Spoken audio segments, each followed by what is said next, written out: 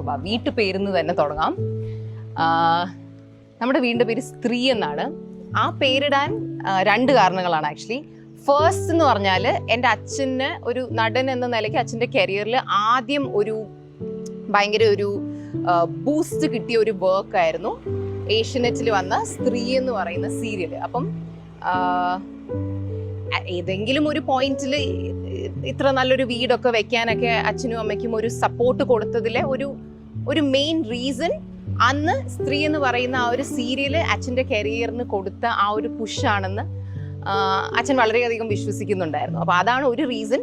പിന്നെ രണ്ടാമത്തെ reason, and I think the more important reason is that ഈ വീട്ടിൽ അച്ഛന് ഉപരി ഉള്ളത് സ്ത്രീകൾ മാത്രമാണ്.